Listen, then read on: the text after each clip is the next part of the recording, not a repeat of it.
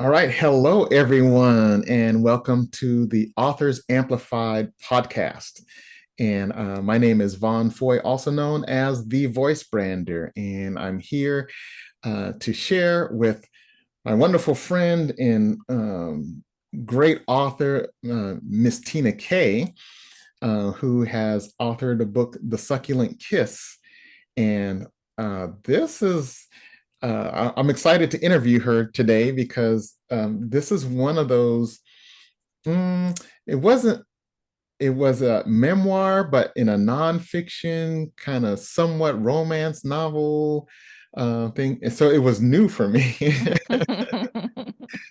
But before I go ahead and let's introduce Miss Tina Kay. Welcome to the show. How are you doing today? I'm doing great, Vaughn. Thank you so much for inviting me.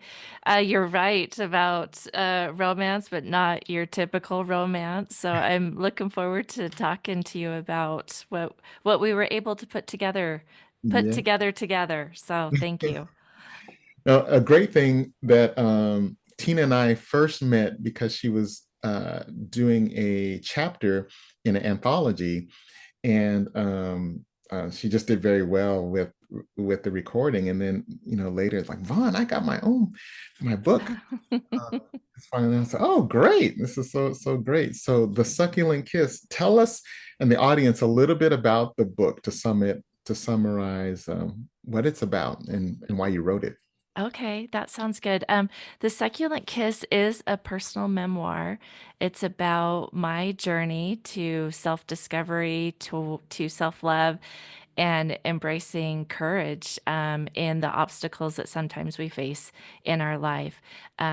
For me, being married in a 24-year marriage, unfortunately, it was a situation of domestic violence. And I had no idea, Vaughn, that I was in an abusive relationship. And so for me, putting together this book not only helped my healing that needed to take place, but I knew that it was meant for those readers and those individuals that may be struggling themselves in a situation of abuse and knowing that they're not alone. For me, I definitely felt alone in my experience, thinking it was only me that was struggling with something like this. So, hopefully, reaching out to those that have been courageous enough to leave and those who want to do something different and get out of an abusive relationship. So, it is a romance story, but not your typical romance. So, for those that want to know more, they definitely need to listen. Absolutely. So thank you for that. And thank you for sharing your journey and your experience because I learned so much. It's neat to be in this seat because I get to learn so much from each of the authors and in your story and how you delivered it. This one of the things I loved was like Tina, like the way that you delivered the story and her voice. You were like designed to narrate these romance like and so for me I've never read one. I've only seen the covers of them and you hear them in comedian jokes and you know uh different sitcoms or things like that. And so when I'm listening to it, and I wasn't really thinking, oh, I'm reading a romance novel, but then how the details and the story and I was captivated. I was like so captivated in every chapter, even while I'm editing or listening through, and I'm like, wow, this is gosh. Not only is it well written and the story is captivating, and then you realize that no, but this is not like fiction. This is real, and Yeah. this happened, and it's so relatable. That's one of the top things I love, Tina, about is really your delivery. And I I help a lot of. I think I've done about 60 audiobooks, and most of the time it's the authors that they haven't recorded themselves before in this manner, and so there's a lot of coaching that goes along, and Um, and some are great. They can even be professional speakers, but recording in the studio is a whole, or at home on the mic for your audiobook is a whole different experience for pacing. And but it was so, I don't know, buttery. I don't know. It was just wonderful. It was like smooth and very your voice is, it's very, very, and y'all can agree with me and write in the comments, but it's very, very pleasant to listen to, like, so. And I rarely say that off the jump, but I was like, wow, she's like a natural in this. And not only the story is good, but the delivery is great. So, and that's also rare, that you have an author, I shouldn't say rare, I believe that the author's voice contains all of the emotions, the passion, the triumphs, the hurts, the pain, all of that. And but then in addition to be a great deliverer of that, and very, very, it was just great. I just love that. So but thank you for sharing the story. So you have to listen to.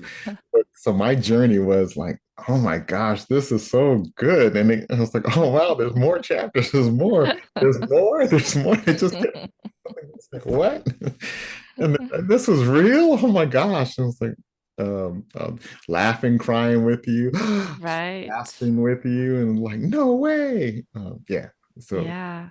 It's interesting because many people that have listened to the book, um, they feel like I'm sitting right next to them. And I think that's the bonus of being able to put a voice to your story. Mm. Um, and so I know a couple people were working while they were listening, and they said, Tina K, it feels like you're in my office just talking to me or sitting next to me in my car as I'm driving. Yeah. And they have commented about the voice and just connecting to the story. Mm. So kudos to you and your staff for, making those edits so that it was seamless and definitely something that the listeners are enjoying. I am getting a lot of feedback for that. That's good. Well, let's rewind. And you wrote the book, and what were your thoughts? I always like to help other authors that are, you know, considering, well, I don't think I need to do an audiobook, or should I do an audiobook? What were your like thoughts and reasons why you decided to do an audiobook? And what were any kind of apprehensions, or what was your, how did you think it was going to go about? I know you did the chapter already, but how did you think for your own book? Yeah. So, so many of my friends and family members, even when I was in the process of writing the book and finishing the book and asking for dear friends and people that didn't know me to Mm. read the book and offer feedback, everyone is so busy right now in life. And if you can plug in and listen to an audiobook while you're gardening, while you're tending your kids, while you're going for a walk or a bike ride, there's just another way to connect to your audience that is different than being able to just sit down. And, I have a lot of friends that love to sit and hold the book and others that prefer the Kindle, but I think there's so much magic that happens in the audio version. Mm. Yeah, absolutely. Well said. Well said. What were, if any of like hesitations, or did you already know from jump that you were going to do the audio version, or? I think I was pretty confident that I was going to do an audio version. I mean, certainly you mentioned our previous experience that was so positive that I was up for the challenge of doing it again. I think the one hiccup for me is for as an author, there's one thing to write a nonfiction where you're putting yourself out there and depending on your story Mm. it can be very healing. And so for me, it was very healing to be able to write this book, write my story, share my story. It was another level to actually put a voice to it.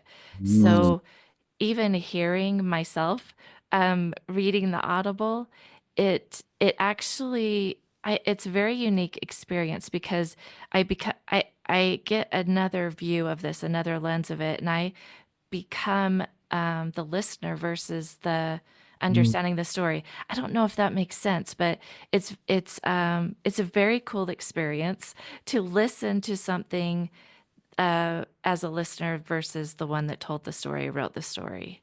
mm, So, but there was a whole other layer of healing that happened for me too, listening to this story and thinking about me as this younger girl, this younger woman, and being there for her and recognizing, holy cow, she went through a lot, but that she was me.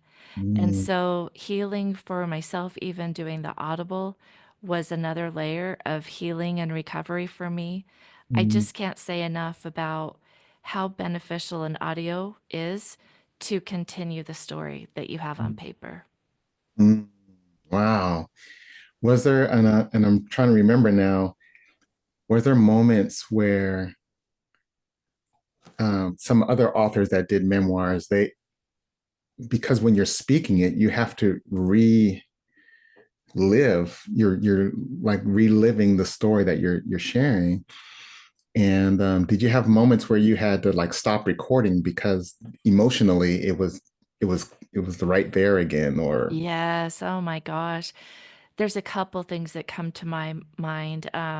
My dad has always been a very strong man in my life, very kind, very generous, and he passed away last year. So there were moments in my book talking about him and his love for me that mm, gave me cause to just, or pause to just be emotional for a moment. The other pause, it was interesting.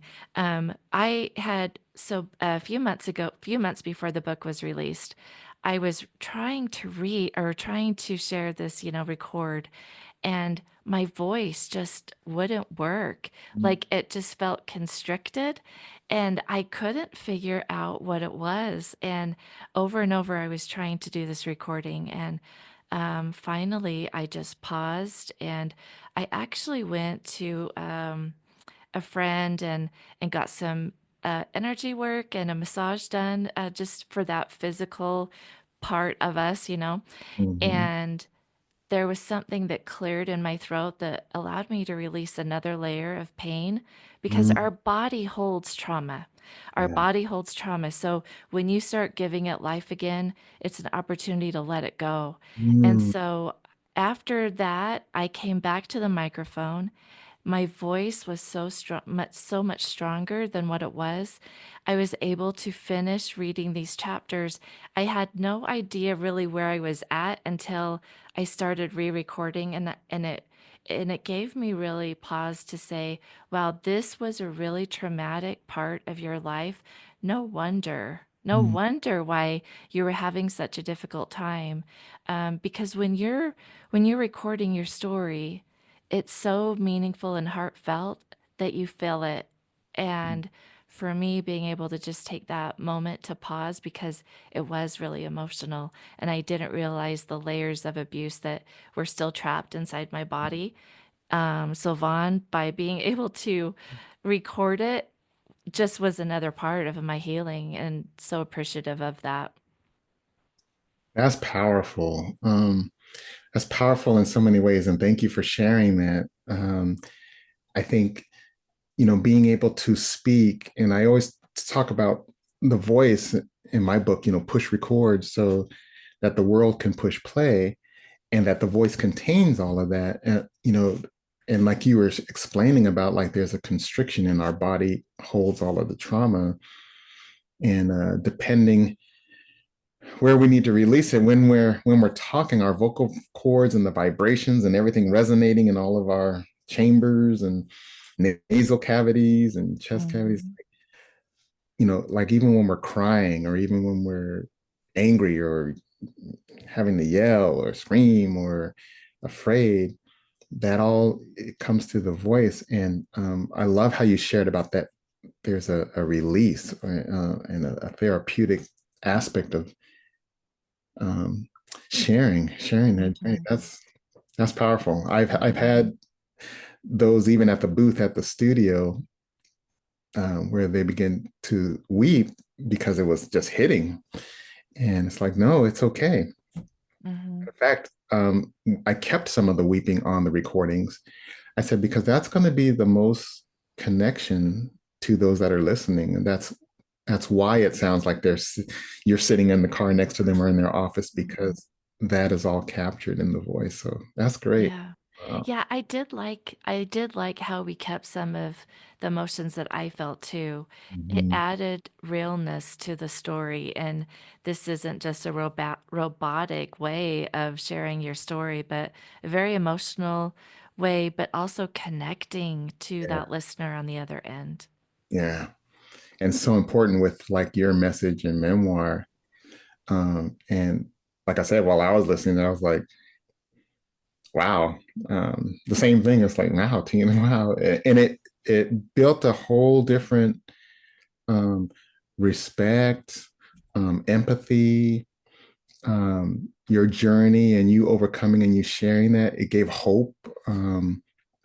It gave a lot of reconsideration for other women, for me, and also kind of I know I have a son and I have a couple, I call them, they're my play daughters, so to speak, for years.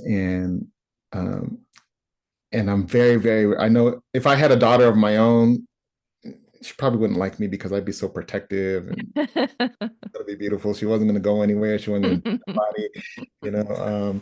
But but even with like how, like how my son, he's 20 now as of this recording. But how my son treats other women,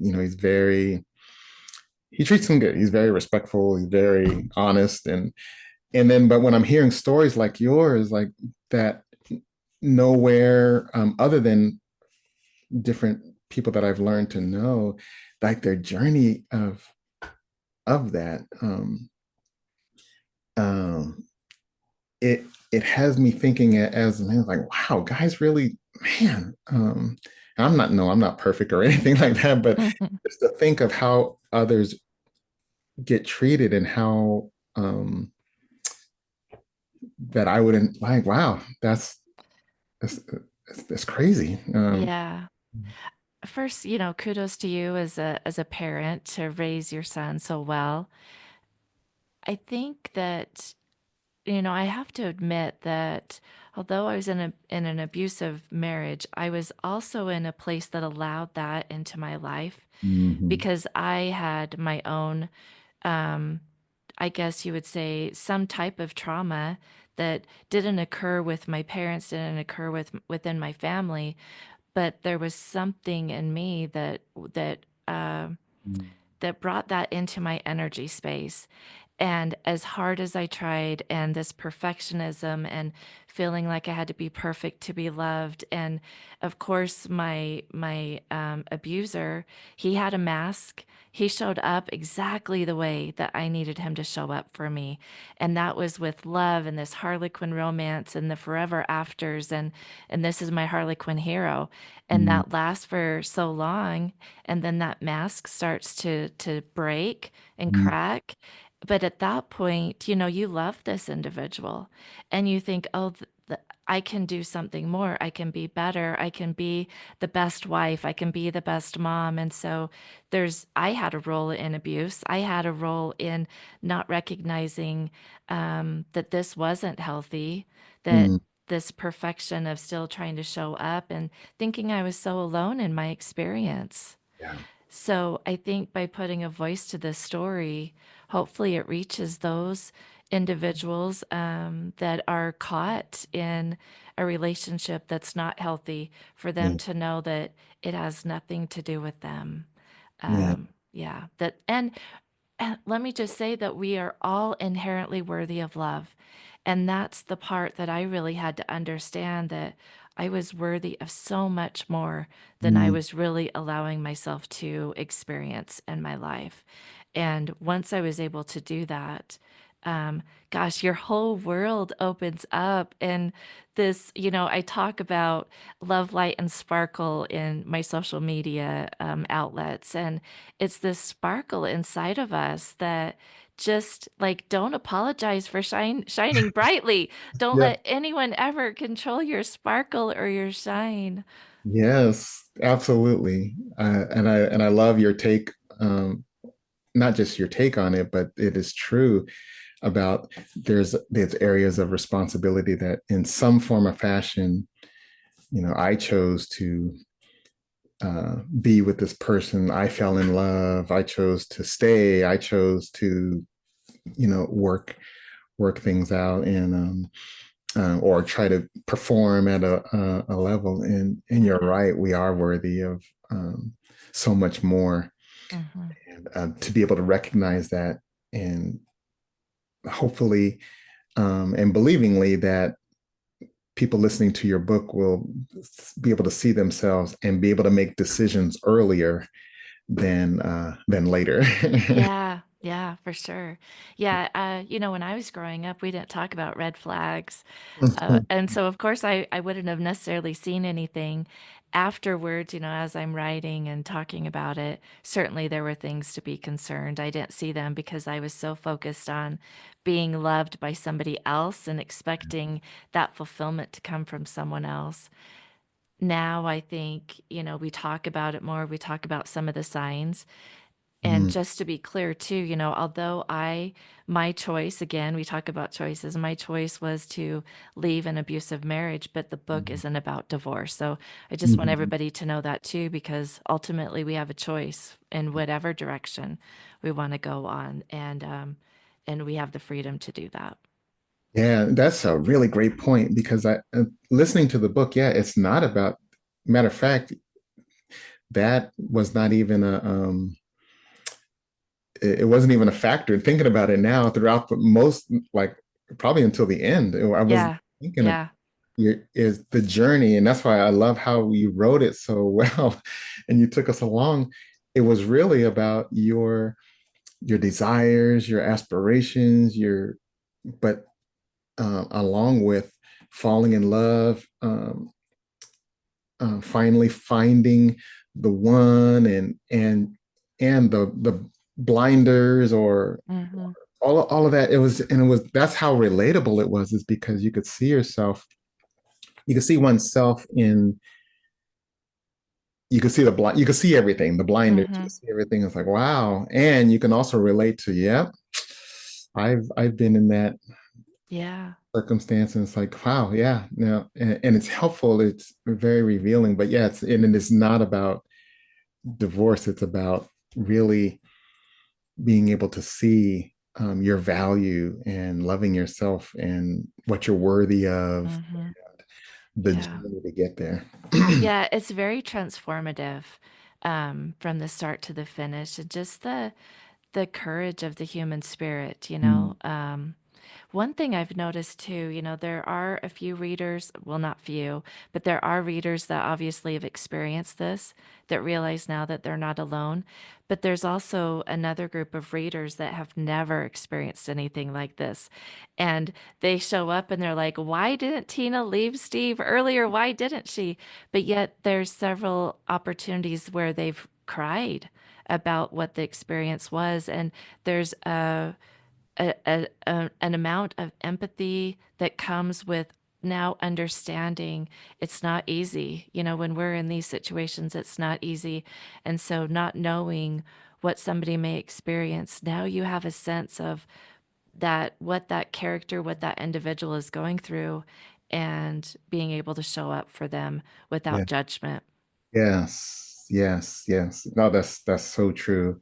Um, and again, like I was explaining earlier, I think that it brought so much compassion. Um, no, I've never experienced it, or I don't think I would do that to someone, or I couldn't imagine. But having the compassion that of those in domestic, that have been in or out of domestic violence, and to have compassion about, well, yeah, there's a lot that goes on of why you don't leave because it's Hmm. not that obvious. That's not like an obvious choice. That's not even the drive. You're trying to please. You're being manipulated. Yeah. Toxic relationships, and it's yeah, you build a lot of compassion, and hopefully for those that haven't experienced it, it gives them like, okay, well, wait a minute, this sounds like what I heard over here, Yeah.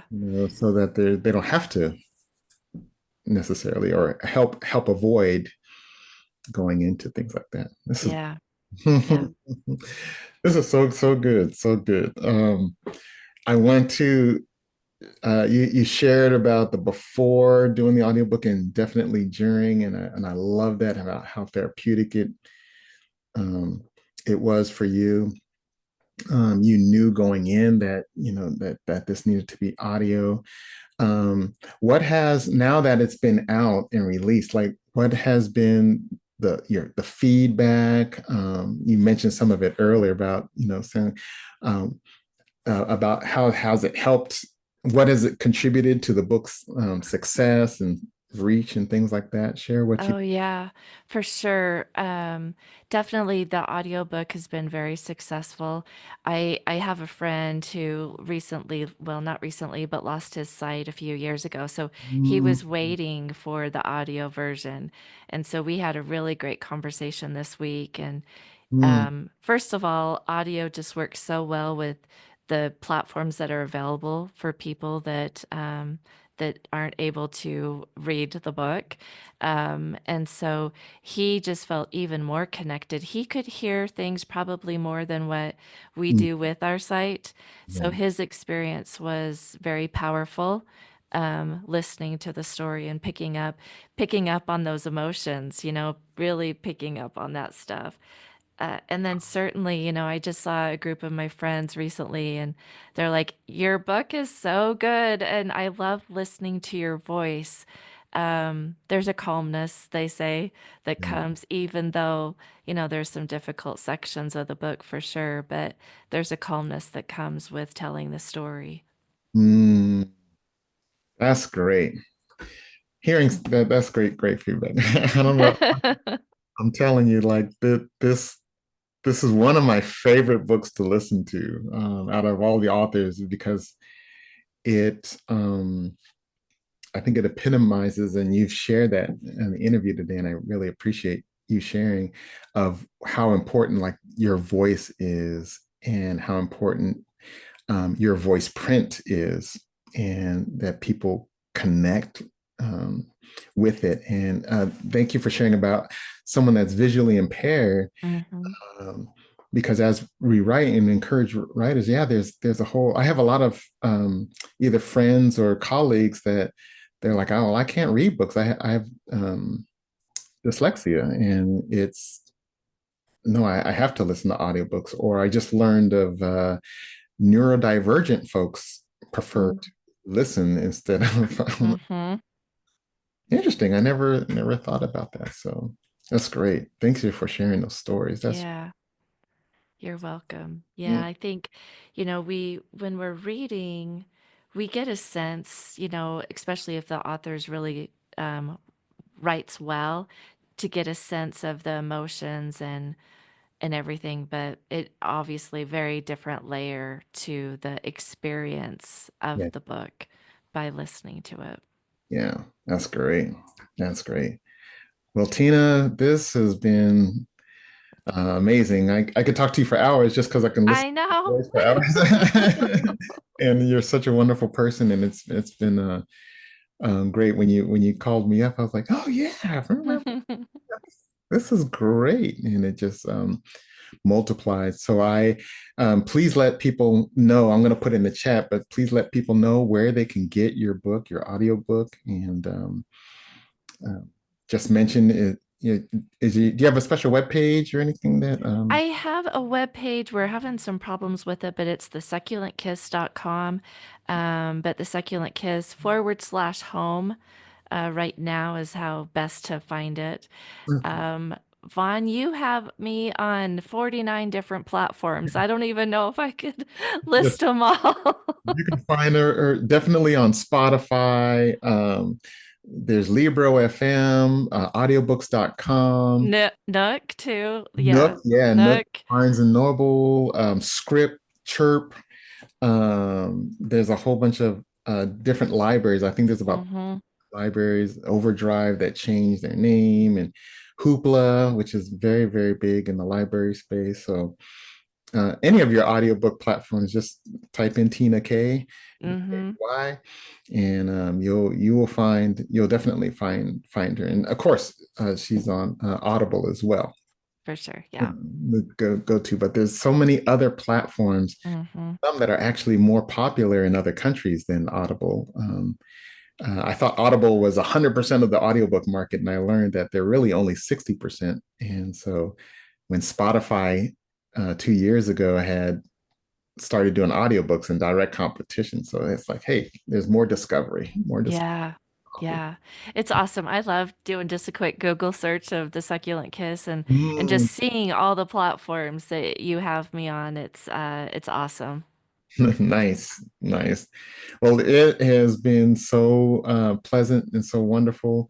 Thank you for being on the Authors Amplified podcast, and one of the first in line on here. But this is definitely going to share. And everybody that's listening, connect with Tina K and definitely get her book. Take a listen. I'm sure the first few sentences you're not going to be able to stop. Find yourself driving into work or at home and being in the driveway for 2 more hours because you push stop on it.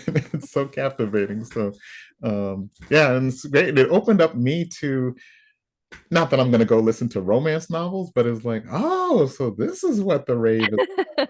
Oh, okay, I get it now. I have a little taste of it. But yeah, so thank you for indoctrinating me in My pleasure. in a whole brand new space that I would have never listened to. So no, but it was great, and it was a joy to them. Thank you so much, Tina. Thank Any you, Vaughn. last words that you want to share with the audience and authors that are either considering or on the fence about an audiobook? What would you say to them? I guess just do it. Just do it. It's so worthwhile.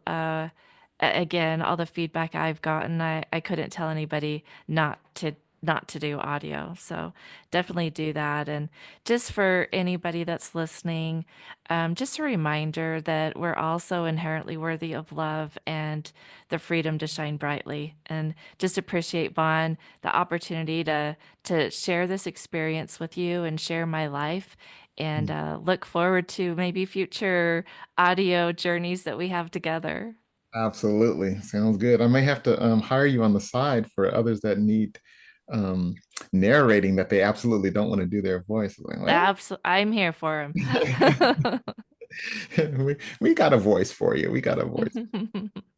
All right. Well, thank you so much, Tina, and thank you everybody for tuning in.